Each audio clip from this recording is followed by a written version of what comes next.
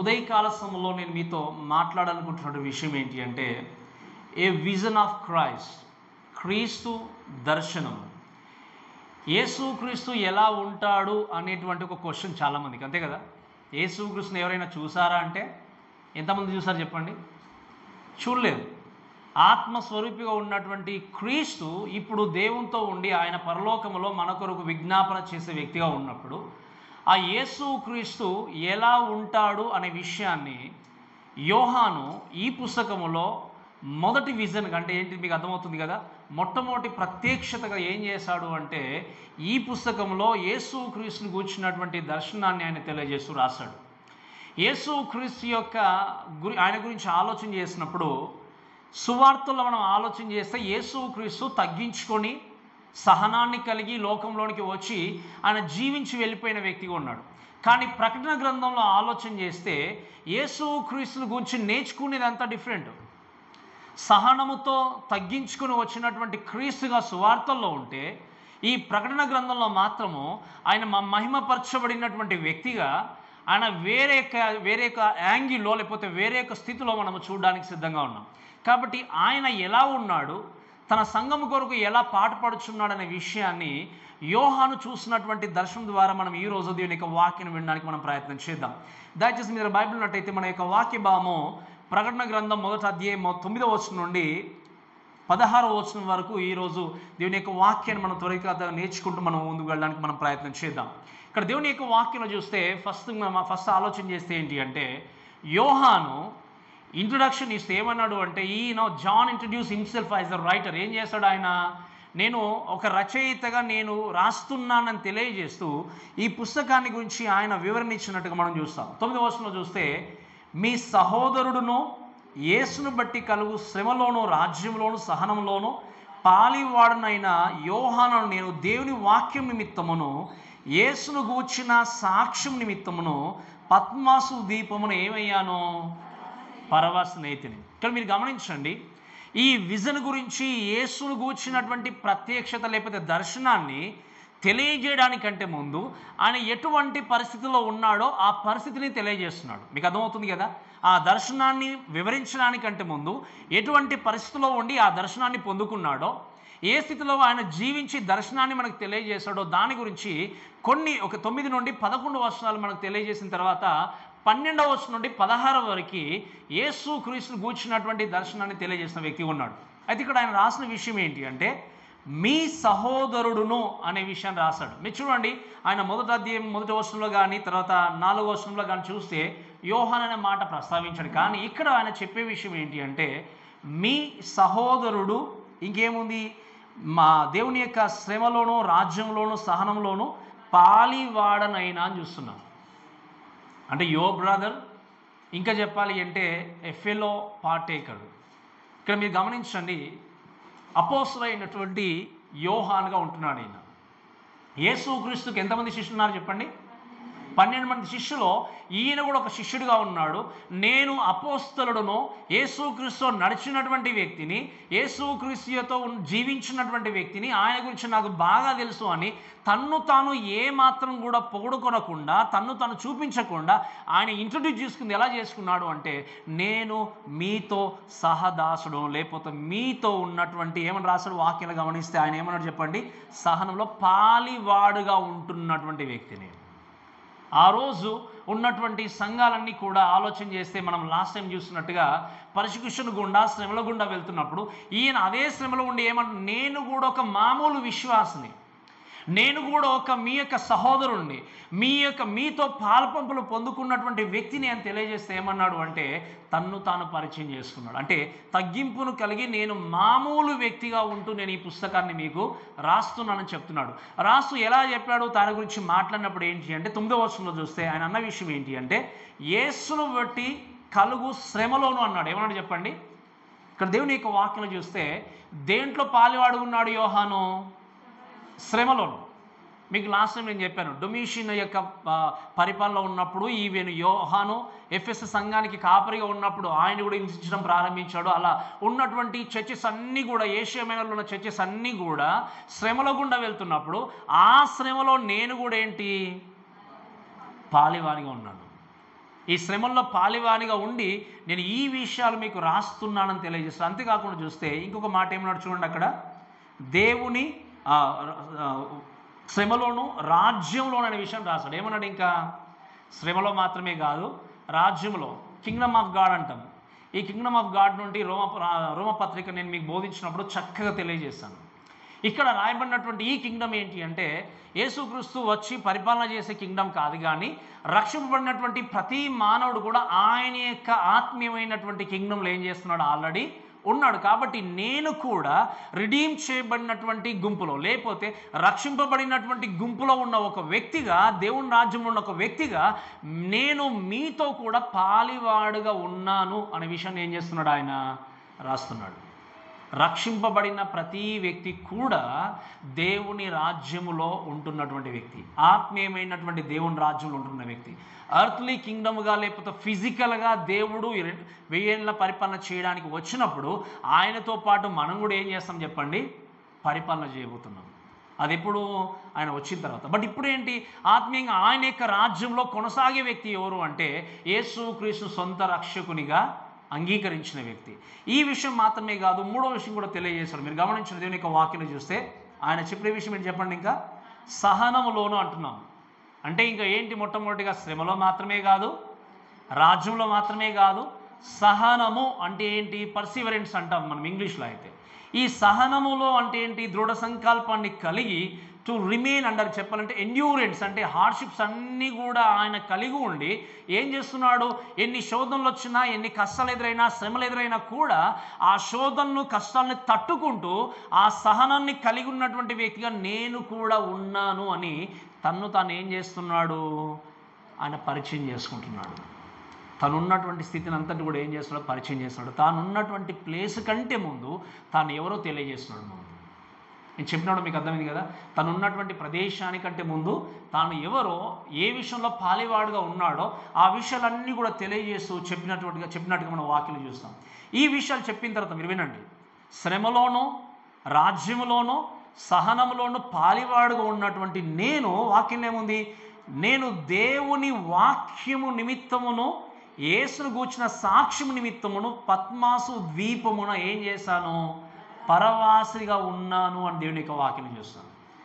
దేవుని గూర్చిన వాక్యము నిమిత్తము, యేసును గూర్చిన సాక్ష్యం నిమిత్తము, ఈ రెండు విషయాలు ఆల్మోస్ట్ సేమే. కానీ మీకు అర్థం చేయించిన ఒక మాట చెప్పిన త్వరగా ముందుకెళ్తాను.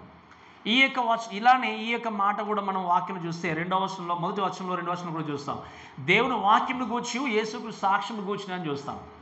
కొంతమంది చరిత్రక అభిప్రాయం ఏంటి అంటే దేవుని వాక్యము అంటే పాత నిబంధన అంతా కూడా ప్రస్తావిస్తూ, ఆయన సాక్ష్యం అన్నప్పుడు న్యూ టెస్టమెంట్ ప్రస్తావిస్తూ, అంటే చెప్పే విషయం ఏంటి అంటే హోల్ రెవల్యూషన్ ఆఫ్ గాడ్ గురించి దేవుడు సాక్ష్యం ఇవ్వడానికి లోకానికి వచ్చాడు. కాబట్టి ఆయన గూర్చి నేను మీకు తెలియజేస్తున్నాను అని యోహాను పుస్తకాన్ని రాశాడు.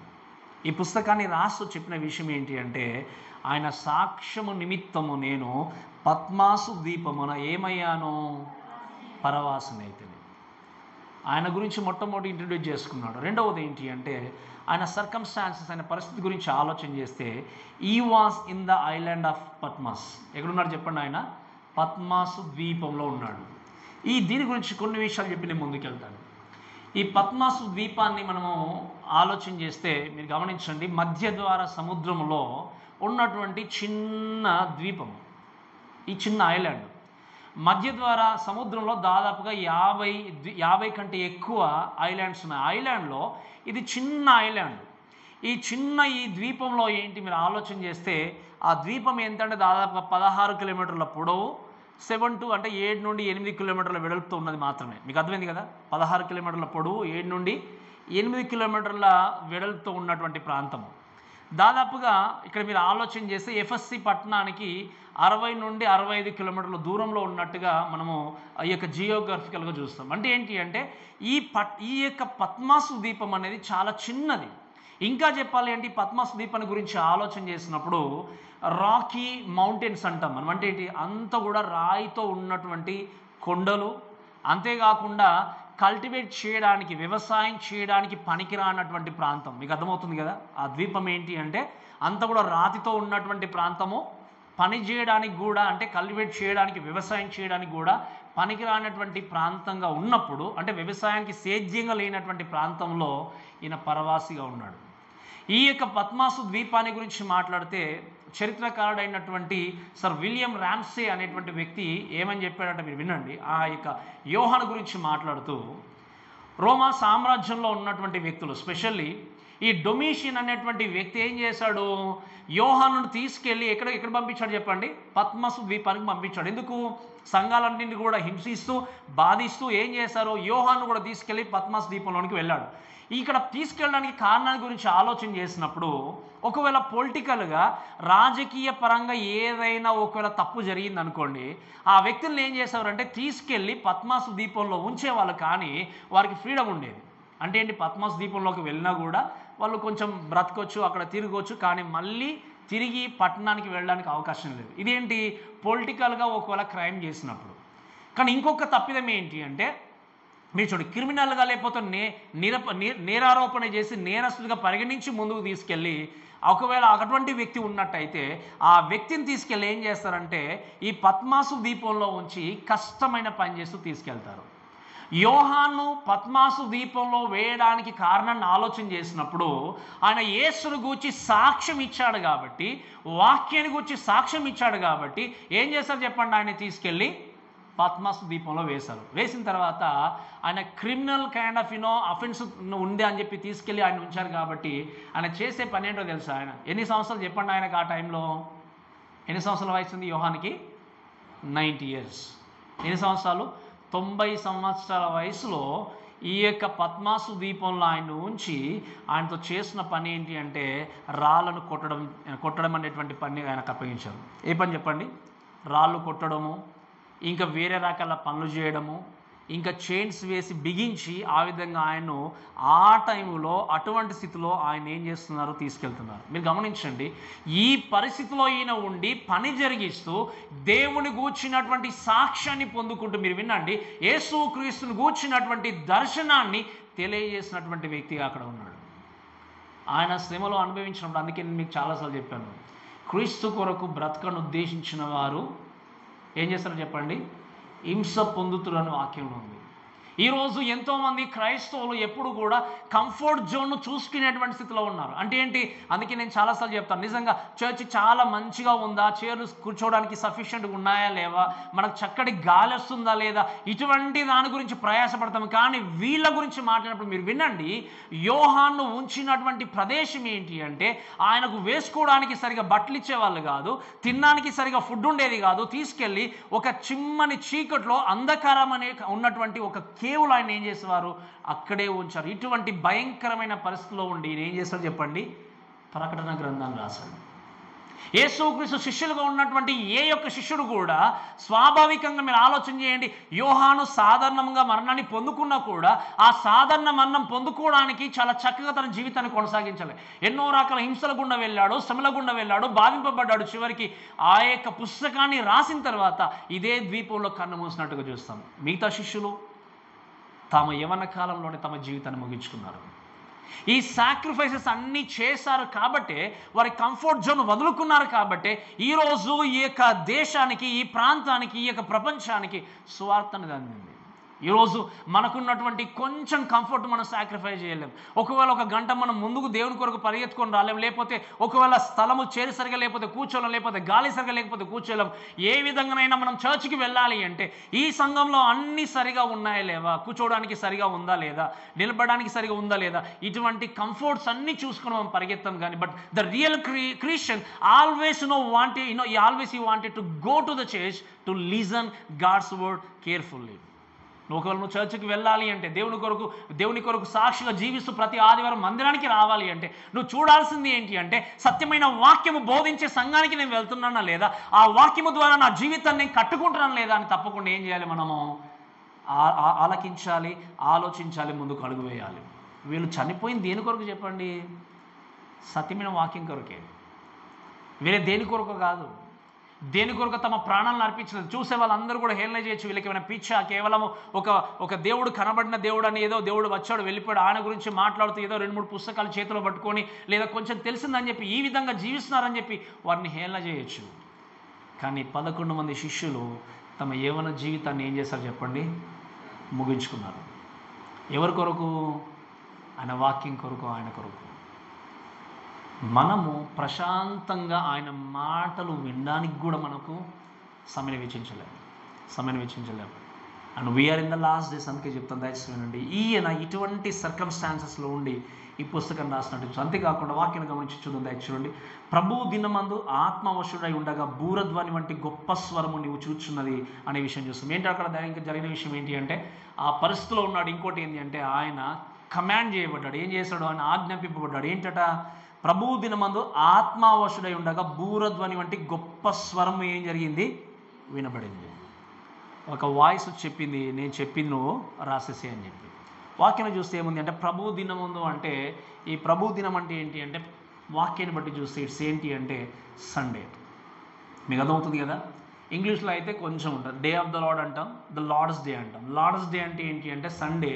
డే ఆఫ్ ద లార్డ్ అంటే ఏంటి అంటే దేవుడు వచ్చేటువంటి దినం. కానీ ఇక్కడ రాయబడిన మాట ఏంటి అంటే, ప్రభు దినం అంటే ఆదివారమున ఈయనకి ప్రత్యక్షత వచ్చింది. ఎప్పుడు చెప్పండి?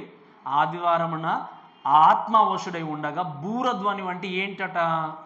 గొప్ప స్వరము ఆయనకు వినిపింపబడి, అక్కడ వాక్యంలో చూస్తే ఏం జరిగింది అంటే, మీరు చూడండి దయచేసి దేవుని యొక్క వాక్యం చూస్తే, నీవు చూచున్న పుస్తకంలో రాసి ఎఫెసు, స్మర్ణ, పెర్గము, తుయతైర, సార్దిస్, ఫిలడెల్ఫియా, లవోదికీయ 7 సంఘములకు పంపమని చెప్పుట నా వెనక విన్నాను. ఈ 7 సంఘములు మనం 2వ అధ్యాయం నుండి క్లియర్గా నేర్చుకుంటాం. ఈ 7 సంఘములు ఏషియా మైనర్లో, మీకు అర్థమవుతుంది కదా, టర్కీ ప్రాంతాలు, ఇప్పుడున్న టర్కీ ప్రాంతాలు ఉండేటివి. ప్రొమినెంట్ సిటీస్గా ఇవన్నీ కూడా ఉన్నప్పుడు ఈ యొక్క సిటీస్ గురించి మాట్లాడితే, ఆ కాలంలో ఏషియా మైనర్లో ఒక పోస్టల్ డిస్ట్రిక్ట్స్గా ఉండేటివి. అంటే ఒక డిస్ట్రిక్ట్స్, జిల్లాలుగా ఈ యొక్క 7 సంఘములు అంటే 7 ప్రాంతాలు ఉండేటివి.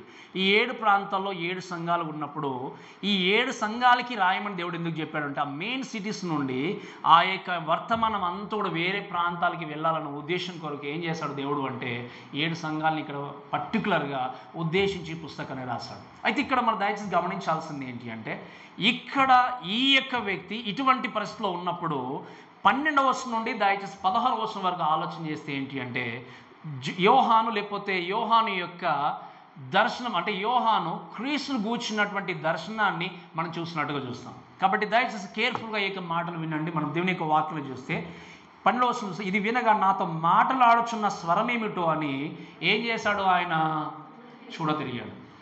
ఆయన ఉన్నటువంటి సిచ్యువేషన్ కానీ పరిస్థితులు కానీ అన్నీ తెలియజేసి చెప్పిన మాట ఏంటి అంటే, ఇదిగో ఇప్పుడు ఎవరైతే నాతో మాట్లాడుచున్నారో ఆ మాట్లాడుచున్న స్వరం వైపు ఏం చేశాడు? ఈయన తిరిగి చూశాడు. తిరిగి చూసినప్పుడు వాక్యం చూసే మాట ఏంటి అంటే, తిరగగా 7 సువర్ణ దీప స్తంభములను, ఆ దీప స్తంభముల మధ్య మనుష్య కుమారుణ్ణి పోలిన ఏంటట ఒకరిని నేను చూశాను అని దేవుని యొక్క వాక్యంలో ఉంది. ఇక్కడ విజన్ ఆఫ్ ద చర్చ్ అంటాం. స్పెషల్లీ మనం ఫస్ట్ ఆలోచన చేస్తే ఆయన ఏం చేస్తున్నాడు మీరు వినండి. ఇక్కడ ఒక మాట చెప్తాను వినమ్మా చాలా జాగ్రత్తగా. ఓకే, నిద్రకి రావట్లేదు కదా. దర్శనాల గురించి ఈ కాలంలో మనం చూస్తాం. ఆయనకు దర్శనం వచ్చిందని పరిగెత్తనే ఉంటాం. ఇంకా దర్శనాలు కానీ ఇక పరిగెత్తి నిజంగా ఈయన నా గురించి చెప్తాడని చాలా పరిగెత్తే వాళ్ళు ఉంటారు. అందుకే అంటారు, ఎవరైతే దర్శనం మీ గురించి చెప్తారో తన గురించి తను చెప్పుకొని ఉండే. ఒకసారి మీరు ఎప్పుడైనా విన్నారా? దర్శనం నీ గురించి చెప్పడానికి మాత్రం చెప్పొస్తుంది, కానీ మరి తన గురించి ఎందుకు చెప్పుకోలేడు? మీ గురించి మాత్రమే దేవుడు రివీల్ చేస్తాడు, కానీ తన గురించి ఎందుకు రివీల్ చేయడు? ఈవెన్ బయట ఉన్న హిందూస్ కూడా అంతే. వాళ్ళ జాతకాలు చూస్తారంటారు, కానీ ఆ జాతకాలు అందరికి చూస్తారు తప్ప వాళ్ళు చూసుకోలేరు. వాళ్ళకి జాతకం చూసుకుంటే రేపు నాకు ఎన్ని డబ్బులు వస్తే వాళ్ళకి తెలుసు కదా, ఆల్రెడీ ఎక్కడికి వెళ్ళాలో తెలుసు కదా, ఎవరి దగ్గరికి వెళ్ళాలో తెలుసు, ఇవన్నీ తెలియదు. ఎందుకు అంటే అందుకే చెప్పాను, the future in the hands of God. Yesu క్రీస్తుకు తప్ప వేరే ఏ వ్యక్తికి కూడా భవిష్యత్తు అనేది తెలియదు. ఎప్పటి వరకు మీరు ఇక్కడ అనుకోవచ్చు, మరి ఇక్కడ దర్శనం చూసారు కదా అంటే ఏంటి అర్థము? ఈ ప్రకటన గ్రంథము ముగియనంత వరకు పర్ఫెక్ట్ రెవల్యూషన్, సంపూర్ణమైన వాక్యం లేదు. కాబట్టి దేవుడు ఏం చేయాలి? అప్పుడు దర్శనాల ద్వారా మాట్లాడే వ్యక్తి. ఇప్పుడు మనకు దర్శనం అనేది అవసరం లేదు, ఎందుకంటే ఈ పుస్తకాన్ని కంప్లీట్గా దేవుడు ఇచ్చాడు. అందుకే వాక్యం ఏముంది దీంట్లో? ఒకటి మీరు కలపకూడదు, ఒకటి మరి ఇంత చక్కగా వాక్యం చెప్పినప్పుడు, దేవుడు చెప్పినప్పుడు మనం ఏం చేస్తాము? ఈ కలపడం నాకొద్దు, తీసివేయడం నాకొద్దు, నాకు మాత్రం వాళ్ళు చెప్పిందే కావాలంటాం మనం. మీకు అర్థమైంది కదా? నేను చెప్పలేదు కదా ఈ మాట, దీంట్లో కలపకూడదని మీరు 22వ అధ్యాయం చదివాం. దీంట్లో తీసివేయకూడదు, కలుపుడు. ఒకవేళ దీంట్లో నుండి తీసివేస్తే దీంట్లో ఉన్నటువంటి శాపాలు అవన్నీ కూడా మీకు సంభవిస్తున్న వాక్యం రాయబడింది. వాక్యం ఇంత చక్కగా బోధింపబడినప్పుడు మనం చేసేది ఏంటి అంటే, వాక్యం కంటే ఎక్కువ మనిషి వెనకాల పరిగెత్తే వ్యక్తులు ఉన్నారు. అందుకే అపోస్తలుడైనటువంటి పౌలు వాక్యాన్ని బోధించినప్పుడు బెరియా ప్రజలు ఏం చేశారు చెప్పండి? ఏం చేశారు? వాక్యము సరిగా ఉందా లేదా అని చెప్పేసి వాళ్ళు ఏం చేశారు చెప్పండి? చాలా చక్కగా పరిశీలన చేశారు, పరిశోధించారు. బట్ ఈరోజు మనం ఏం చేస్తాము? మీకు అర్థమవుతుంది ఏం చేస్తాం చెప్పండి? వాక్యాన్ని వినడం కంటే, చదవడం కంటే ఎవరు చెప్పిన దాన్ని నమ్మే సెల్ఫేస్లో ఉన్నాం. సో లెట్స్ సీ, మనం చూద్దాం. దేవుని గురించి, ఈయన దర్శనం గురించి మాట్లాడినప్పుడు 7 సువర్ణ దీప స్తంభములట. ఏంటంటే చెప్పండి? ఏంటి చెప్పండి? 7 సువర్ణ దీప స్తంభములు. 7 సువర్ణ ద్వీప స్తంభాల గురించి మాట్లాడినప్పుడు ఈ 7 సువర్ణ ద్వీప స్తంభములు ఏంటి అంటే, మీరు దయచేసి గమనించండి. దేవుని వాక్యంలో గమనించి చూస్తే ఏంటి అంటే, మరి 7 సువర్ణ దీప స్తంభములు కనబడ్డాయి. ఈ 7 సువర్ణ దీప స్తంభములు అంటే ఏంటి అంటే, వాక్యంలోనే మనకు జవాబు ఉంది. చూడండి 20వ వచనం ఏమన్నా దయచేసి, 20వ వచనం.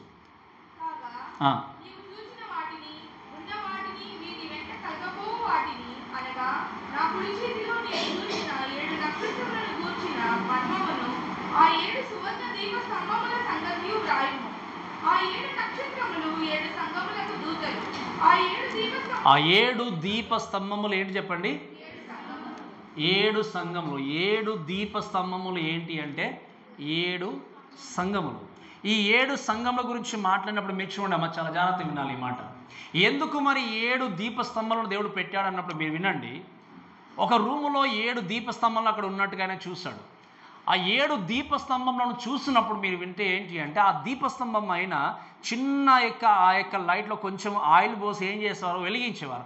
వెలిగింపబడినప్పుడు మన వాక్యంలో గమనించి చూస్తే ఏంటి అంటే, ఆ యొక్క దీపములో ఆ యొక్క నూనె పోసినప్పుడు ఆ యొక్క వెలుగంతా ఏం చేస్తుందంటే, రూమ్ అంతా కూడా ఏం చేస్తుంది? అది వెలిగిస్తుంది.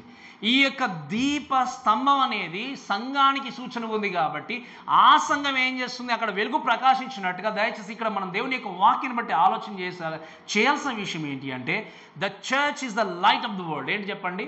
సంఘము అనేది ఏంటి?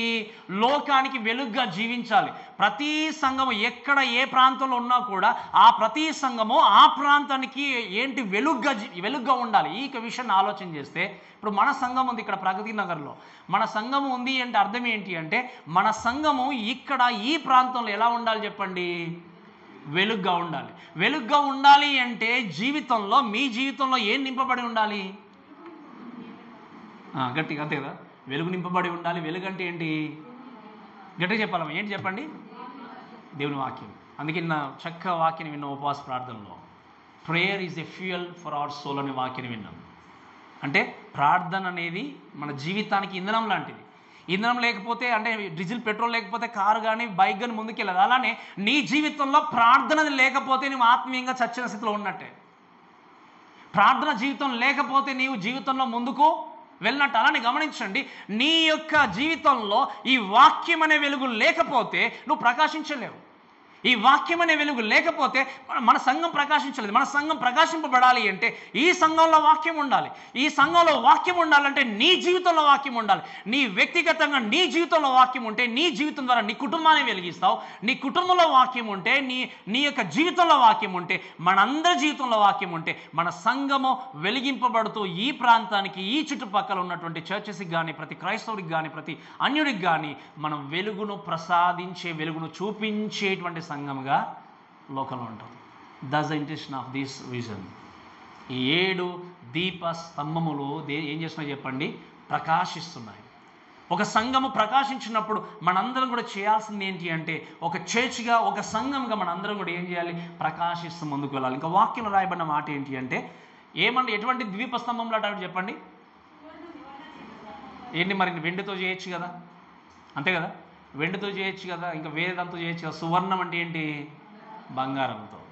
ఈ బంగారంతో అనేటువంటి విషయం చూస్తే ఆల్వేస్ మేబీ పాతని మనకు టైం లేదు కానీ పాత నిబంధనలు ఆలోచించి చూసినా ఎక్కడ చూసినా కూడా ఈ సువర్ణం అనేటువంటి విషయం చూసినప్పుడు ఏంటంటే మీరు గమనించండి, ఈ సువర్ణము లేదా బంగారం అనేది చాలా ప్రేషియస్, అంతే కదా, చాలా విలువైంది లోకంలో. సో దేవుడు చెప్పిన మాట ఏంటో వినండి, ఈ సువర్ణం అనేటువంటి దీపస్తంభంలో ఆయిల్ పోసినప్పుడు ఎలాగైతే లోకానికి వెలిగిస్తుందో మీరు గమనించండి, నీ విలువైన జీవితంలో వాక్యమైన వెలుగు నింపుకుంటే ఈ ప్రపంచానికి నువ్వేం చేయగలవు? వెలుగును చూపించగలవు.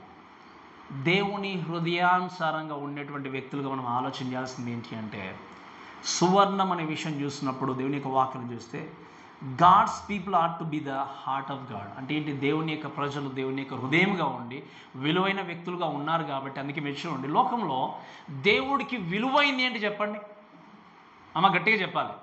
ఈ లోకంలో విలువైంది ఏంటి? చాలా విలువ కలిగింది ఏంటి చెప్పండి మనందరికీ లేదా మనుషులకి? నాకు తెలిసి అందరికి చెప్తారు ఏంటి? డైమండ్స్, గోల్డ్ అనొచ్చు, అంతే కదా. ముందు ప్రాణం అనడం కంటే ఏమంటారు చెప్పండి ముందు? సరే, తర్వాత ఒకవేళ ప్రాణం అనుకుందాం, ఈ డైమండ్స్ పక్కన పెట్టి ప్రాణం విలువైంది అనుకుందాం. ప్రాణం విలువైంది అనుకున్నప్పుడు మరి ప్రాణం అనేది విలువ కలిగింది అనుకుంటే ప్రాణం పెట్టిన దేవుని గురించి జ్ఞాపకం చేసుకోవాలా వద్దా?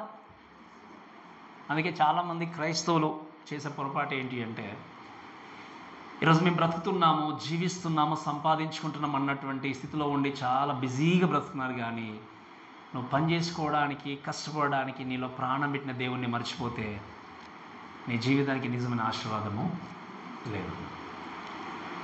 You might think you are doing everything with your own kind of power, maybe with your knowledge అనుకుంటావేమో చాలాసార్లు.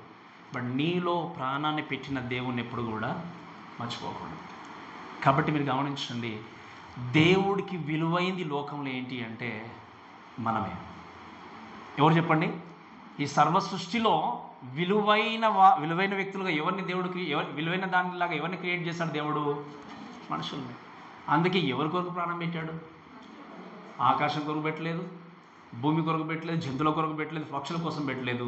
విలువైన ఆత్మలుగా మనం ఉన్నాము కాబట్టి మన కొరకు ఏం చేస్తాడు దేవుడు? తన ప్రాణాన్ని అర్పించాడు. అందుకే విలువైన ఆత్మ మంది. మరి ఏం చేస్తాడు దేవుడు? తన రక్తాన్ని అర్పించి ఆయన ఏం చేస్తాడు? మళ్ళీ కొనుక్కున్న వ్యక్తిగా ఉన్నాడు. ఇప్పుడు మనం ఏం చేస్తున్నాము? ప్రాణం విలువ కలిగిందే, ఆత్మ విలువ కలిగిందే, కానీ విలువగా వాల్యూను ఇచ్చిన దేవుణ్ణి మర్చిపోయి నువ్వు జీవితాన్ని కొనసాగిస్తే అదంతా కూడా వ్యర్థం. కాబట్టి మనందరం ఏం చేయాలి చెప్పండి? ఇప్పుడు ఈ విలువ కలిగిన ఆత్మలో వాక్యం అనే వెలుగుంటే నీ జీవితానికి విలువ, లేకపోతే నీ జీవితానికి విలువ లేదు. You are here to light and someone else. వాక్యమైన వెలుగు నీ జీవితంలోనికి వస్తేనే ఆ వాక్యమైన వెలుగు చేత ఇంకొక వ్యక్తిని ఏం చేయాలి? మనము వెలిగించాలి. అందుకే ఒక భక్తుడు ఉన్నాడు, నిజమైన సేవకుడు తన సంఘానికి ఇచ్చే గొప్ప బహుమతి ఏంటో తెలుసా? నిజమైన సేవకుడు తన సంఘానికి ఇచ్చే గొప్ప బహుమతి ఏంటి అంటే దేవుని వాక్యం. అంతకుమించిన గొప్ప బహుమానం ఏం లేదు. ఇంకా ద గ్రేటెస్ట్ గిఫ్ట్ ఏంటి అంటే కేవలం వాక్యం ఇవ్వడం మాత్రం, ఇంతకంటే గొప్ప ఇంకా గిఫ్ట్ అనేది లేదు. కాబట్టి ఈ విషయాన్ని చూస్తూ మనం దయచేసి ఇంకొంచెం ముందుకు వెళ్ళి నేర్చుకుని చూడండి. అక్కడ వాక్యంలో గమనిస్తే ఈ 7 సువర్ణ దీప స్తంభములను, ఆ దీప స్తంభముల మధ్య మనుష్య కుమారుని పోలినటువంటి ఒక వ్యక్తిని చూశాడట. ఏం చేశాడు చెప్పండి? సంఘాన్ని గురించి ఆయన దర్శనాన్ని చూస్తున్నప్పుడు ఆ సంఘ దర్శనంలోనే ఈయనకి ఏం కనిపిస్తుంది? ఇక యేసు క్రీస్తుని గూర్చిన దర్శనం కనిపిస్తుంది. మీరు గమనించండి, ఇప్పుడు మనం యేసు క్రీస్తు గురించినట్టు విజన్ గురించి చూస్తున్నాం. యేసు క్రీస్తు ఉండబోతాడు అని కాదు, ఆయన ఇప్పుడు అలానే ఉన్నాడు.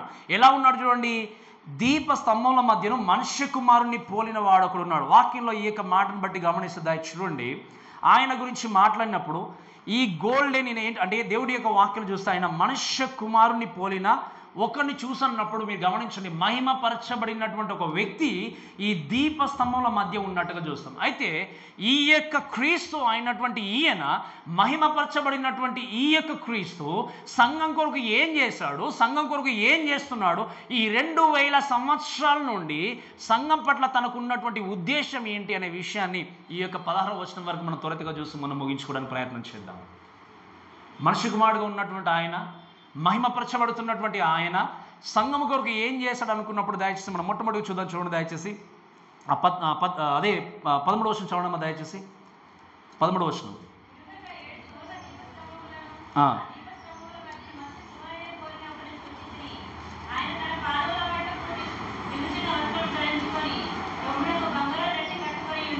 రైట్. ఇక్కడ దేవుని యొక్క వాక్యను చూస్తే మొట్టమొదటిగా ఆయన తన సంఘము కొరకు చేసేటువంటి పని గురించి మాట్లాడినప్పుడు ఏంటంటే వాక్యను చూస్తే ఆయన ఏం చేశాడు, పాదముల మట్టుకు అంటే ఇక్కడ చూడండి, దానికంటే ముందు మనుష్య కుమారుణ్ణి పోలిన ఒకరిని ఏం చేశాడు ఆయన చూశాను అన్నట్టుగా దేవుని యొక్క వాక్యను చూస్తాం.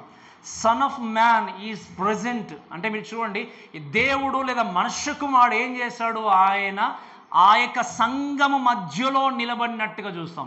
సో ఫస్ట్ థింగ్ దేవుడు సంఘానికి చేసేది ఏంటి అంటే ఈజ్ ఎంపవరింగ్ ద చర్చ్. ఏం చేస్తున్నాడు, ఆయన సంఘాన్ని శక్తివంతంగా ముందుకు తీసుకెళ్తూ ఈ 2000 సంవత్సరాలుగా తాను ఏం చేస్తున్నాడు, సంఘాన్ని నడిపిస్తున్నాడు. సంఘాన్ని దేవుడు ఏమన్నాడు మీరు వినండి, సంఘాన్ని ఎవరు స్థాపించారు, ఎవరు స్థాపించారు చెప్పండి, గట్టిగా చెప్పాలి, మర్చిపోయారా మళ్ళీ. సంఘమును ఎవరు స్థాపించారు, దేవుడా లేకపోతే ఒక పోపా లేకపోతే ప్రీస్టా, ఎవరు స్థాపించారు చెప్పండి. దేవుడు ఏమన్నాడు యేసుక్రీస్తు, నేను నా సంఘమును. సో క్రైస్ట్ హిమ్సెల్ఫ్ ఈ బిల్డ్ ద చర్చ్. ఏం చేస్తాడు, యేసు క్రీస్తు సంఘాన్ని ప్రారంభించాడు కనుక ఆయన ఏం చేస్తున్నాడు, సంఘాన్ని ప్రారంభించి ఈ సంఘాన్ని వదిలేయలేదు, ఈ సంఘాన్ని విడిచిపెట్టలేదు. ఏమన్నాడు ఆయన, ఆ యొక్క దీప స్తంభముల మధ్య ఉన్న వ్యక్తిని చూసానంటే ఏంటి, గమనించాల్సిన విషయం ఏంటి అంటే ఆయన ఆ సంఘం మధ్యలో ఉండి ఆ సంఘాన్ని ఆయన ఏం చేస్తున్నాడు, లీడ్ చేస్తున్నాడు, ముందుకు నడిపిస్తున్నాడు.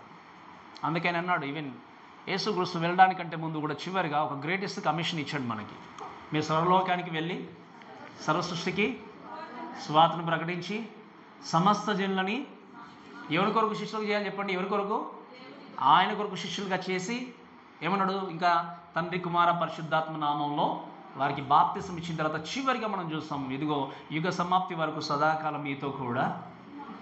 సో ఈ ప్రామిస్ టు ఈ చర్చ్ ఏంటి, I am with you always. దేవుడు నీతో చేసిన నిబంధన ఏంటి అంటే నేను నిన్ను విడిచిపెట్టే దేవుణ్ణి కాదు, వదిలేసే దేవుణ్ణి కాదు, నీతో ఎల్లకాలము ఉంటున్నటువంటి వ్యక్తిని అన్నాడు. ఇంకా వాక్యలు చూస్తే నేను మిమ్మల్ని అనాథలుగా అన్నాడు. సంఘం అంటే అందుకే మీరు గమనించండి, సంఘం అంటే మనమే, అర్థమవుతుంది కదా, సంఘం అంటే మనమే. సంఘం అంటే మీతో దేవుడు చేసిన నిబంధన, నాతో దేవుడు చేసిన నిబంధన ఏంటి అంటే నేను మీతో ఉన్నాను అన్నాడు. అందుకే మనం మత్తయి చదువుకున్నాం, మనకు సమయం లేదు కానీ 18-20 చూస్తే ఇదిగో ఎక్కడైతే 2-3 నా నామమును ఏకీవించి ప్రార్థిస్తారో వారి మధ్యలో, మీరు వినండి, ఎక్కడైతే 2-3 గ్యాదర్ అయి దేవుని స్తుతించే వ్యక్తులు ఉంటారో, ప్రార్థన చేసే వ్యక్తులు ఉంటారో వారి మధ్యలో ఏమన్నాడు, దేవుడు ఉంటానని చెప్పాడు. ఈరోజు దేవుని యొక్క వాక్యాన్ని వినడానికి వచ్చిన మీరు అందరూ కూడా దయచేసి గమనించాల్సింది ఏంటి అంటే నీ జీవితాన్ని కొనసాగిస్తున్నప్పుడు ఈయన ఈ పుస్తకాన్ని శ్రమలో ఉండి కష్టంలోనే రాశాడు. నీ జీవితాన్ని కొనసాగిస్తున్నప్పుడు శ్రమల గుండా కావచ్చు, కష్టాల గుండా కావచ్చు, నీ జీవితం లీడ్ చేసినప్పుడు నువ్వు గ్రహించాల్సింది ఏంటి అంటే నీ విలువైన ఆత్మను దేవుడు ఎన్నుకొని దాన్ని పర్చేజ్ చేసి కొనుక్కున్నటువంటి దేవుడు నిన్ను అనాథగా విడిచిపెట్టడానికి లోకానికి రాలేదు. అందుకే అపోస్తలుడైన పౌలు అంటాడు, ఈ మాట ఒకసారి తీయండి దయచేసి, గలతీయులకు రాసిన పత్రిక దయచేసి ఒకసారి ఇక మాట చదువు, 2:20. నేను క్రీస్తుతో కూడా సిలువ వేయబడి ఉన్నాను, ఇకను జీవించువాడను నేను కాదు, క్రీస్తే నాయందు జీవిస్తున్నాడు. నేను శరీరమందు జీవిస్తున్న జీవితము నన్ను ప్రేమించి నా కొరకు తన్ను తాను అప్పగించుకొనిన దేవుని కుమారుని యందలి. వినండి, అక్కడ ఉన్నటువంటి పౌలు అంటున్న మాట ఏంటి అంటే నేను ఇప్పుడు బ్రతుకుచున్నటువంటి ఈ జీవితము నా శక్తి చేత బ్రతకట్లేదు, నా యొక్క జ్ఞానం చేత బ్రతకట్లేదు, నేను ఉన్నటువంటి యోగ్యత జీవించట్లేదు, కానీ నన్ను బలపరుస్తూ నాకు ధైర్యాన్ని ఇస్తూ విశ్వాసాన్ని కనపరుస్తూ నడిపిస్తున్నటువంటి క్రీస్తు యందలి ధైర్యము చేత ఈ జీవితాన్ని నేను ఏం చేస్తున్నాను, కొనసాగిస్తున్నాడు. If you are saved by his blood you will lead by his mighty wings. మీరు గమనించండి, మీరు దేవుని యొక్క రక్తంలో కడగబడిన వ్యక్తి అయితే నేను నడిపించే దేవుడు, నేను విడిచిపెట్టలే, ఆయన నేను వదిలేయలేదు. నిజంగా నేను రక్షించుకున్నానులే నువ్వు అలానే జీవించిన దేవుడు వదిలేయలేడు. నేను రక్షించుకున్నటువంటి దేవుడు నేను బలపరిచే వ్యక్తిగా ఉన్నాడు, నీకు శక్తినిచ్చే దేవుడు ఉన్నాడు, నేను నడిపించేది. అందుకే ఈరోజు నేను జీవిస్తున్నటువంటి ఈ జీవితము మన శక్తి చేత మనం కొనసాగించట్లేదు, మనకున్నటువంటి బలము చేత మనం కొనసాగించట్లేదు, నన్ను బలపరుస్తున్నటువంటి వాడిని బట్టి నేను ఏం చేస్తున్నాను, ముందుకెళ్తున్నాను. అందుకే ఏమంటాడు ఇంకా చెప్పండి అపోస్తలుడైన పౌలు, నన్ను బలపరచు వాని యందు నేను సమస్తాన్ని చేయగలను. ఈరోజు నిజంగా ఆయన బలపరచడానికి ఎప్పుడు దేవుడు సిద్ధంగానే ఉన్నాడు. కానీ కొన్ని సందర్భాల్లో మనమే ఏం చేస్తామంటే ఆయన ప్రామిస్ని మర్చిపోతాం, ఆయన వాగ్దానాన్ని మర్చిపోతాం. మనం చదువుకున్న కీర్తనలో కూడా ఆయన వాగ్దానం చేశాడు అంటే ఆ వాగ్దానాన్ని మర్చిపోయే దేవుడు ఆయన. అందుకని ఏమంటామంటే మనం ప్రామిస్ కీపర్ అంటాం. ఏమంటాం చెప్పండి? Promise keeper. ఆయన ఎప్పుడు కూడా మాట తప్పనివాడు. ఒకసారి వాగ్దానం చేశాడంటే వాగ్దానం నెరవేర్చేదుడు. మనము ప్రొద్దున లేచి మొదలుకొని పడుకునేంత వరకు 100 రకాల వాగ్దానాలు చేస్తాం. దేవుడు అడిగాడు మిమ్మల్ని చేయమని? అమ్మ వింటున్నారు కదా, అడిగాడు మిమ్మల్ని దేవుడు చేయమని? అడగలేదు. ప్రభా ఇది చేస్తే నీకు ఇది చేస్తాను, ఇది నాకు ఇస్తే ఇది చేస్తాను. మనం అనుకోకుండా ఇక గొంతమ్మ కోరికల్లాగా అడుగుతూనే ఉంటాం. దేవుడు ఏది కూడా కోరలేదు, అడగలేదు. కానీ మనమే కోరుకొని మనమే చెప్పి చివరికి మనమే మర్చిపోతాం. బట్ దేవుడు చెప్పాడు అంటే దాన్ని ఖచ్చితంగా ఫుల్ఫిల్ చేస్తాడు. చెప్పాడంటే ఖచ్చితంగా ఆ యొక్క ఆజ్ఞను ఏం చేస్తాడు? నెరవేర్చే దేవుడు ఉన్నాడు. అంతేకాకుండా ఇంకొక మాట చూద్దాం చూడండి దయచేసి. మనం త్వరగా ముందుకెళ్దాం. ఆయన ఉన్నటువంటి వ్యక్తి చూడడం మాత్రమే కాదు, ఆయన తన పాదముల మట్టుకు దిగుచున్న వస్త్రము ధరించుకొని రొమ్మునకు బంగారు దట్టి కట్టుకొని ఉన్నాడు. ఎట్లా ఉన్నాడు చెప్పండి? ఆయన పాదములకు దిగుచున్న వస్త్రం ధరించుకొని రొమ్మునకు బంగారు దట్టి కట్టుకొని ఉండెను. సో ఫస్ట్ థింగ్ ఏంటి అంటే ఆయన మనల్ని బలపరిచేవాడుగా నడిపించేవాడుగా మాత్రమే కదా. రెండవది ఏంటి అంటే, రెండో మాట ఏంటి అంటే ఆయన మన కొరకు విజ్ఞాపన చేసే దేవుడు ఉన్నాడు. ఎలా ఉన్నాడు చెప్పండి?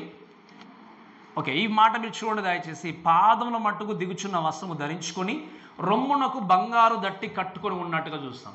మనకి ఈ యొక్క మాటను బట్టి చూస్తే నేను చాలా త్వరగా వెళ్తాను చూడండి దయచేసి. ఆయన ఏం చేస్తాడంటే దిగుచున్న నిలువు టంగిని ధరించుకున్న వ్యక్తిగా చూస్తాం.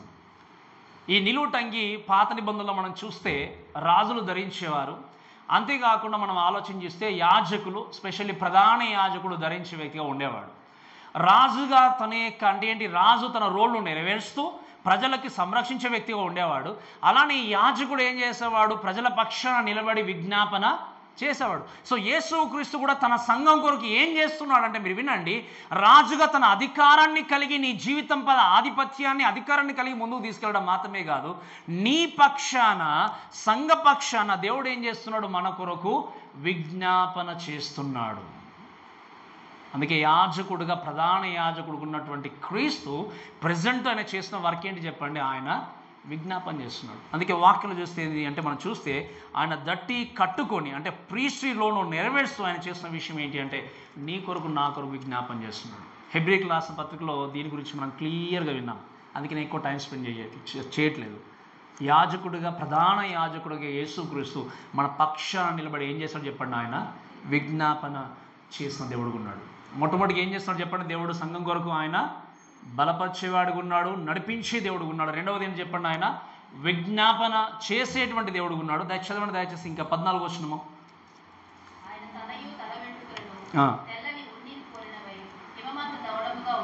రైట్, ఏముంది వాక్యంలో? ఆయన తలయు వెంట్రుకలను తెల్లని ఉన్నిని పోలినవై హిమమంత ధవలముగానట ఉన్నట్టుగా చూస్తాం. మూడవది ఏంటి అంటే ఈజ్ ప్యూరిఫైయింగ్ ఈ చర్చ్. ఆయన ఏం చేస్తున్నాడు చెప్పండి? తన సంఘాన్ని శుద్ధి చేస్తూ ఉన్నాడు. అందుకే నేను మొట్టమొదటి నుండి ఇప్పటి వరకు ఒకటే మాట చెప్తా ఉంటాను. ఏంటి చెప్పండి? దేవుడు వచ్చే టైంలో మన సంఘము కలంకము కల్మషం లేని విధంగా మనము ప్రయత్నం చేస్తూ మనం ఏం చేయాలి? సిద్ధపాటు కలిగి ఉండాలని చూస్తాం. దేవుడు తన సంఘాన్ని ప్రతినిత్యము కూడా క్లెన్స్ చేసే వ్యక్తి ఉన్నాడు, శుద్ధీకరించే వ్యక్తి ఉన్నాడు. దయచేసి ఎఫెసీయులకు రాసిన పత్రిక 5వ అధ్యాయము 25వ వచనం దయచేసి కొన్ని మాటలు చదవండి. ఎఫెసీయులకు రాసిన పత్రిక 5వ అధ్యాయం 25వ వచనం.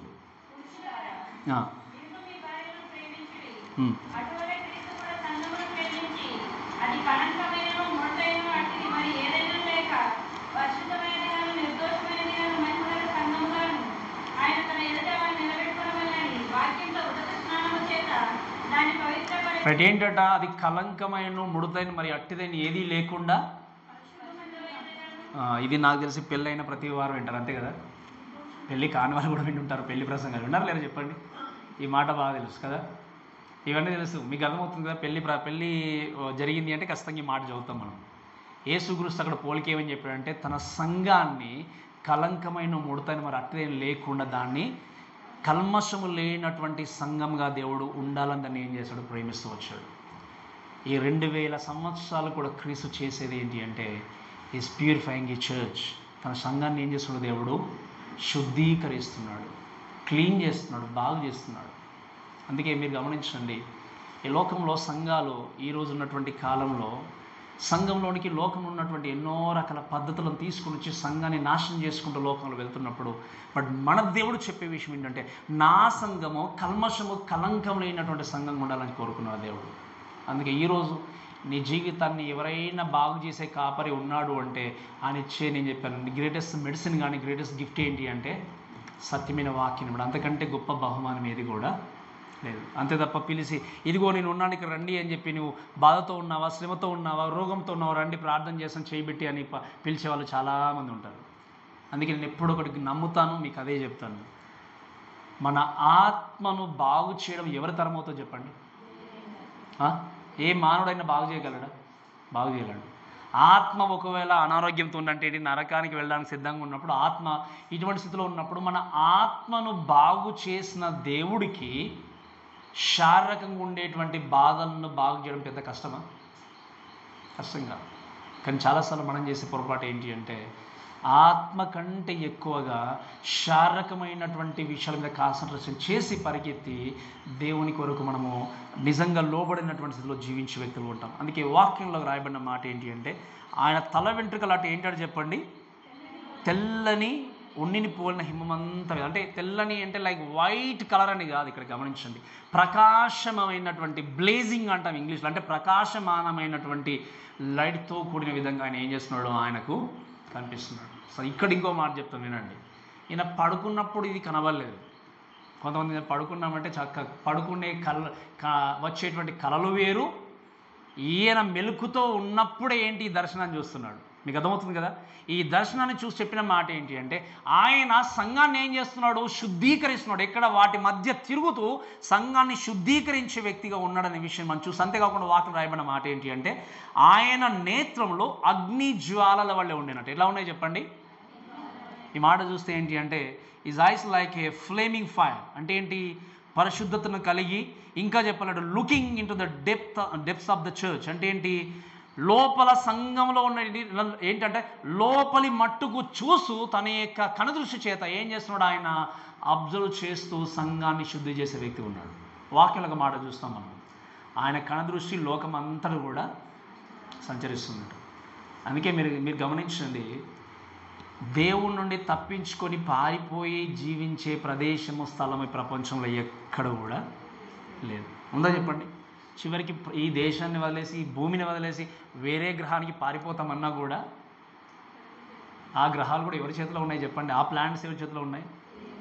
అక్కడ వెళ్ళినా మనం బ్రతకలేమనుకోండి. మీరు గమనించండి, ఈ లోకంలో, ఈ వరల్డ్లో, ఈ ప్లేస్లో ఎక్కడికి వెళ్ళి మనం దాక్కోలేం. ఎందుకంటే దేవుడు తన కనుదృష్టి చేత సంచరించలేనటువంటి ప్రదేశం ఏది కూడా, is everything. There is no secret, అదే వాక్యం, there is no secret things it belongs to God అని చూస్తాం. Deuteronomy 29:29 రహస్యంలో యెహోవాకు చెందినంటాడు ఆయన. ఆయనకు రహస్యమైంది ఏది కూడా.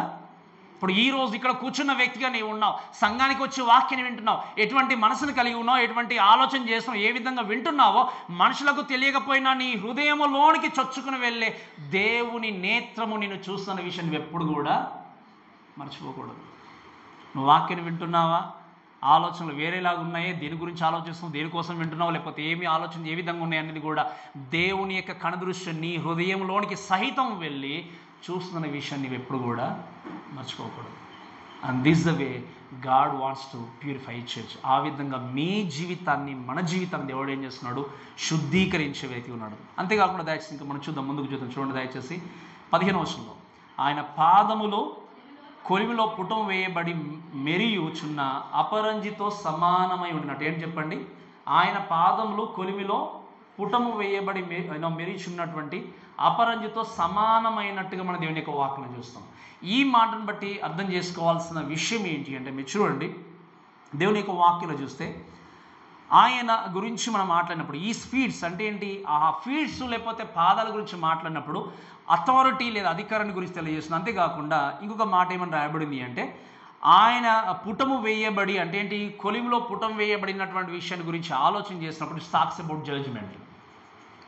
ఈరోజు వినండి, ఈరోజు ఒకవేళ మనుషులుగా దేవుని సంలో మనం జీవించి చక్కగా ముందుకు వెళ్తున్నప్పుడు, ఒక విశ్వాస దేవుని సంలో ముందుకు వెళ్తున్నప్పుడు మీరు వినండి, దేవుడు శిక్షించినటువంటి కుమారుడు అనే విషయం దేవుని యొక్క వాక్యం చూస్తాం. దేవుని గద్దింపునకు తప్పకుండా లోబడడం దేవుని యొక్క వాక్యం చూస్తాం. దేవుడు పాపాన్ని సహించి దేవుడు కాదు, పాపాన్ని ప్రేమించే దేవుడు కాదు, తప్పుడు దేవుడు నిజంగా దాని దగ్గరికి తీసుకుని హత్తుకునే దేవుడు కాదు. పాపాన్ని ఎప్పుడు కూడా దేవుడు ద్వేషించే దేవుడు, పాపాన్ని ఎప్పుడు కూడా దేవుడు ప్రక్కన పెట్టే దేవుడు. ఈరోజు సంఘంలో ఉండి ఆయన యొక్క సన్నిధిలో ఉండి క్రైస్తవుడిగా పేరు చెప్పుకుంటూ పాపాన్ని కొనసాగిస్తూ దేవునికి లోబడకుండా నేను ఇలానే ఉండి నా జీవితాన్ని శుద్ధీకరించుకుంటాను అంటే రిమెంబర్, ఆయన తీర్పు తీర్చే దేవుడుగా కూడా ఉన్నాడు. తన సంఘం పట్ల తాను శ్రద్ధ కలిగి తీర్పును తీరుస్తూ తన సంఘాన్ని శుద్ధీకరించేటువంటి వ్యక్తిగా కూడా ఆయన ఉన్నాడు. ఈరోజు ఏ మానవుడు మిమ్మల్ని అనకపోవచ్చు, ఏ మానవుడు మిమ్మల్ని ప్రశ్నించకపోవచ్చు. నువ్వు చేస్తున్న అన్యాయాన్ని బట్టే కావచ్చు, నువ్వు చేస్తున్నటువంటి నిజంగా అబద్ధాన్ని బట్టి కావచ్చు, మోసాన్ని బట్టి కావచ్చు, ఒకవేళ మనుషులు నిన్ను అడగడానికి భయపడవచ్చు, లేదా నీకున్న హోదాన్ని బట్టి. బట్ రిమెంబర్, నిన్ను ప్రశ్నించే దేవుడు, నువ్వు చేసిన ప్రతి క్రియకు ప్రతిఫలనిచ్చే దేవుడు నీతో ఉండడన్న విషయాన్ని నువ్వు ఎప్పుడు కూడా మర్చిపోకూడదు. ఆయన వచ్చినప్పుడు లాస్ట్ మీకు మనం విన్నాం, గొర్రెలను తోడలను వేరు చేసినట్టుగా ఏం చేస్తాడు, వచ్చి లోకంలోనికి వచ్చిన ఏం చేస్తాడు, వేరు చేయబోతున్నాడు. At that time, at that moment, nobody will save you. ఎవరు కూడా మిమ్మల్ని రక్షించలేరు. కాబట్టి ఆయన తన సంఘాన్ని ప్యూరిఫై చేయాలన్నప్పుడు, శుద్ధీకరించాలనుకున్నప్పుడు, నువ్వు శుద్ధి కలిగినటువంటి వ్యక్తిగా దేవుణ్ణి ఏం చేయాలి, సేవిస్తూ ముందుకెళ్ళాలి. అందుకే వాక్యం మనం చూస్తాం, హృదయ శుద్ధి కలిగిన వారు ధన్యులు. వారేం చెప్పండి, దేవుని చూస్తారు. హృదయాన్ని శుద్ధీకరించుకుంటేనే మన దేవుని మనం చూడగలం. హృదయాన్ని శుద్ధీకరించుకుంటేనే ఆయన ప్రసన్నతను మనం అనుభవించగలం. ఆయన సన్నిధిలో ఉన్నటువంటి ఆశీర్వాదాన్ని మనము అనుభవిస్తూ ముందుకు వెళ్ళగలం. కాబట్టి ఈ విషయాలన్నీ కూడా జ్ఞాపకం చేసుకుంటూ దయచేసి మనం ముందుకు వెళ్తూ ఇంకా మనం చూద్దాం కొన్ని విషయాలు చూడండి దయచేసి. అలానే 15వ వచనంలోనే ఆయన కంఠస్వరము విస్తార జల ప్రవాహం వల్ల దాని వల్లే ఉండెను అనే విషయం చూసినప్పుడు ఏంటి అంటే, మీరు గమనించండి, ఈ యొక్క మాట మనం చూస్తూ దయచేసి ముందుకు వెళ్ళినట్టయితే, is present to speak authoritatively to the church. అంటే ఏంటి, ఆయన అధికారాన్ని కలిగి ఆయన మాట్లాడుచున్నట్టుగా చూస్తాం. అంటే కంఠస్వరము విస్తార జల ప్రవాహంలో ధ్వని వల్ల ఉండని అంటే ఏంటి అర్థం అంటే, ఈజ్ వాయిస్ ఆయన యొక్క స్వరము అనేది శక్తితో కూడుకుంది, పవర్తో కూడుకుంది. ఇంకా చెప్పాలి అంటే దేవుని యొక్క వాక్యం చూస్తే ఆయన యొక్క వాయిస్ అనేది అథారిటీతో కూడుకుంది. ఇంకా చెప్పాలి అంటే ఒక ఆజ్ఞ, కమాండ్మెంట్తో కూడుకుంది. అందుకే ఇక్కడ యోహానుకు దేవుడు అన్న విషయం ఏంటి అంటే, ఈ స్వరం విన్నాను కాబట్టి వీటిని రాయు అని చెప్పేసి ఆయన ఏం చేశాడు, ఆజ్ఞాపించాడు. ఆయన యొక్క మాట అనేది ఏంటి అంటే కమాండ్తో కూడుకుంది. అందుకే యేసుక్రీస్తు చనిపోవడానికి ముందు చివరిగా చెప్పిన మాట ఏంటి, మనం చదువుకున్నాం కదా, ఇప్పుడే ఏమని చెప్పాడు, ఈ సర్వలోకానికి వెళ్ళి సర్వసృష్టికి మీరు ఏం చేయండి. ఇదేంటి, ఇది ఆజ్ఞనా లేకపోతే సలహానా అంటే ఏంటి చెప్పండి. సలహా అంటే ఏంటి, మనము దాన్ని పాటించవచ్చు లేకపోతే పాటించకపోవచ్చు. ఆజ్ఞ అంటే ఏంటి, ఎంతమంది నిజంగా ఈ ఆజ్ఞని పాటిస్తున్నారు మీరు గమనించండి. ఎంతమంది మీకు ఎన్నో సందర్భాల్లో నేను చాలాసార్లు ఎక్కడైనా ఏ విధంగానైనా ఒక వ్యక్తికి ఒక్కసారి దేవుని గురించి చెప్పే అవకాశం చాలా దొరుకుతుంది. లేదా అసలు నువ్వు క్రైస్తవుడు అన్న విషయం నీ పక్క వ్యక్తి కూడా తెలియదేమో. అది జ్ఞాపకం చేసుకోండి. ముందు ఆజ్ఞల గురించి వెళ్ళి తీసుకెళ్ళడం ఒక ఎత్తు అయితే, అసలు నేను క్రైస్తవుని చర్చికి వెళ్తానన్న సంగతి కూడా మీ నైబర్స్కి తెలియదేమో. అటువంటి స్థితిలో మనం ఉండడానికి వెళ్ళలేదు. When you have a opportunity, you grasp it. నీకున్నటువంటి ఆ అవకాశాన్ని దాన్ని సద్వినియోగం చేసుకొని తప్పకుండా ఏం చేయాలి, సువార్తను అందించడానికి మనం ప్రయత్నించాలి. కాబట్టి ఆయన మాట ఏంటి అంటే శక్తి కలిగి కమాండ్మెంట్గా ఉండి మాటలనే మాటకు మనం చూస్తాం. అంతేకాకుండా ఇంకా చూడండి, ఇంకొక మాట చూడండి దయచేసి 16వ వచనంలో, ఆయన తన కుడి చేత 7 నక్షత్రంలో పట్టుకొని ఉండెను, ఆయన నోటి నుండి 2 అంచుల గల వాడి అయిన ఖడ్గం ఒకటి బయలు వెలుచుండు. ఏంటంటే ఆయన యొక్క కుడి చేత 7 నక్షత్రములు ఉన్నట్టుగా చూస్తాం. సో ఇక్కడ ఇంకొక విషయము ఏం చేస్తున్నాడు దేవుడు అంటే, is they to control the church. ఆయన ఏం చేస్తున్నాడు, తన సంఘాన్ని ఆయన కంట్రోల్ చేస్తున్నాడు, నియంత్రిస్తున్నాడు. నియంత్రించే గురించి మాట్లాడినప్పుడు వాక్యాలు చూస్తే రాయబడిన మాట ఏంటి అంటే, 7 నక్షత్రములు వీరికి దేనికి సూచనగా ఉన్నాయంటే 20వ వచనంలో చూస్తే ఏమని రాయబడి చెప్పండి. అక్కడ 7 నక్షత్రములు అంటే 7 సంఘమునకు దూతలు. 7 సంఘమునకు దూతలు అంటే ఇవి దేవదూతల గురించి మాట రాయబడలేదు. దయచేసి గుర్తుపెట్టుకోండి. 7 సంఘం, the representative of the church అంటే సంఘ నాయకులుగా సంఘాన్ని పరిపాలించేటువంటి విషయాన్ని దేవుడు ఎప్పుడు కూడా దూతలకి ఆ యొక్క ప్రాధాన్యత అవకాశం ఇవ్వాలి. ఇక్కడ 7 main taking over control over the church. అంటే ఈ యొక్క 7 వ్యక్తులు సంఘాలను ఏం చేస్తున్నారు చెప్పండి, ముందుకు తీసుకెళ్ళినట్టుగా చూస్తాం. అయితే దేవుడు అన్న మాట ఏంటి అంటే, ఈ 7 అంటే సంఘాలు ఉన్నప్పుడు, లేకపోతే సంఘములో ఉన్నటువంటి సంఘ నాయకుని ద్వారా దేవుడు ఏం చేస్తున్నాడు చెప్పండి, నియంత్రణను కలిగిస్తూ సంఘాన్ని లీడ్ చేసినట్టుగా చూస్తాం. ఇప్పుడు కొన్ని సంఘాలు ఆలోచన చేస్తే సంఘ నాయకులు, సంఘ పెద్దలు అన్నీ ఉంటారు, అందరూ ఉంటారు. But do you know one thing, I will tell you one thing. 12 మంది అపోస్తలులు ఉన్నారు. ఆ 12 మంది అపోస్తలులో స్పోక్స్ మ్యాన్ ఎవరు చెప్పండి, అంటే మాట్లాడే వ్యక్తి ఎవరు చెప్పండి, పేతురు, అంతే కదా.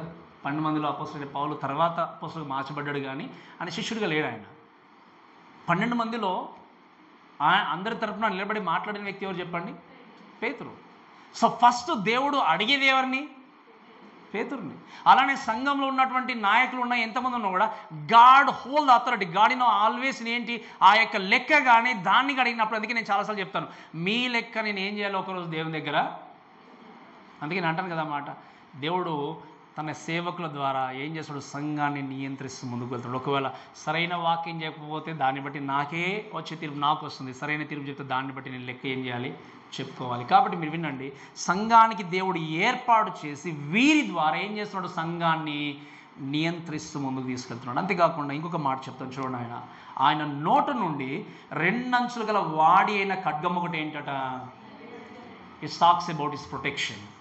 సంఘాన్ని ఆయన ఏం చేస్తున్నాడు చెప్పండి, కాపాడుతున్నాడు, భద్రపరుస్తున్నాడు, ఆయన చక్కగా ప్రొటెక్ట్ చేసి ముందుకు వెళ్తున్నాడు. అందుకే వాక్యం 2 edges sword అంటామంటే ఆయన యొక్క నోటి నుండి ఏంటి, 2 అంచుల వాడి అయిన ఖడ్గం బయలువెలుచున్నది. అంటే తన సంఘాన్ని ఏం చేస్తున్నాడు, దేవుడు కాపాడుతున్నాడు. అందుకే దేవుడు ఒక్కసారి తన సంఘాన్ని ఏర్పాటు చేసి ముందుకు వెళ్తున్నాడు అంటే ఎన్ని రకాల ప్రయత్నాలు చేసినా తన సంఘాన్ని పాడు చేసే అధికారం ఎవరికి లేదు. ఒకవేళ పాడు చేయడానికి ప్రయత్నం చేస్తే వారిని ఎవరు చూస్తారు చెప్పండి. మనం వాడతాం దేవుడు పాడు చేస్తాడని చెప్పేసి, అంటే we need to just hand over to the lord. ఆయన ఖచ్చితంగా ఎలా చేయగలడో ఖచ్చితంగా ఆయన చేయగలడు. కాబట్టి సంఘాన్ని ఆయన ప్రొటెక్ట్ చేసే వ్యక్తిలో చివరికి ఈ మాట చెప్పిన ముగిస్తాను చూడండి. ఇంకా ఆయన ముఖము మహా తేజస్సుతో ప్రకాశించున్న సూర్యుని వలె ఉండేది. The lord of the church reflects his glory through ఈ చర్చ్. ఆయన సంఘము ద్వారా ఏంటి, ఆయన మహిమ అనేది ఏం కావాలి, ప్రకాశింపబడాలి. ఈ యొక్క దర్శనాన్ని యోహాను చూడగానే వాక్యం రాయబడిన మాట ఏంటి అంటే, ఆ వాక్యం చూస్తే ఏమని చెప్పండి, నేను ఆయన చూడగానే చచ్చిన వాళ్ళని మళ్ళీ ఆయన పాదం మీద ఏమయ్యాను, నేను పడిపోయాను అన్నాడు. సో ఈ విధంగా దేవుడు యోహానుకు ప్రత్యక్షతను చూపించి, దేవుడు ఎలా ఉంటాడు అనే విషయం చూపించి, ఆ ప్రత్యక్ష ద్వారా, ఆ దర్శనం ద్వారా దేవుడు తన సంఘాన్ని ఎలా కాపాడుకుంటూ వస్తున్నాడు, ఏ విధంగా సంఘం పట్ల తన పని జరిగిస్తున్నాడు అనే విషయాన్ని ఇవన్నీ నేర్చుకుంటూ మనం వచ్చాం. ఈ మాటను బట్టి అర్థం చేసుకోవాల్సింది ఏంటి అంటే, లోకంలో ఎవరు మనల్ని మర్చినా, విడిచిపెట్టినా, కాదనుకున్నా నీ దేవుడు నిన్ను మరవనివాడు. నీ దేవుడు నిన్ను విడిచిపెట్టిన దేవుడు.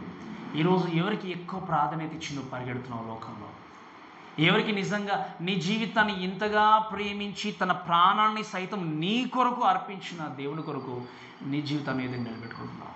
ఒక్కసారి ఈ మాటలు మనం ఆలోచన చేసుకుంటూ, ప్రభా ఇంతవరకు ఒకవేళ నిజంగా ఇటువంటి గొప్ప త్యాగం నా కొరకు చేసి ఈ విధంగా నా జీవితాన్ని ఇన్ని విధాలుగా సంరక్షిస్తున్న మిమ్మల్ని నేను మర్చిపోయిన స్థితిలో ఉన్నానేమని అనుకున్నట్టయితే, ఈ సమయంలో ఈ యొక్క టైంలో ప్రభా నన్ను మన్నించి మిమ్మల్ని ప్రేమించే వ్యక్తిగా, మీ మాటకు లోబడే వ్యక్తిగా, మీరు ప్రభా నా జీవితం ద్వారా మిమ్మల్ని ప్రకాశింపజేసేటువంటి వ్యక్తిగా నన్ను నిలబెట్టండి ప్రభు అని ఒక చిన్న ప్రార్థనతో మీరు ముందుకెళ్ళండి. దేవుడు ఖచ్చితంగా మీ ప్రార్థన వినగల దేవుడు ఉన్నాడు. కాబట్టి ఈ మాటలను మన దేవుడు దీవించి ఆస్వాదించును గాక.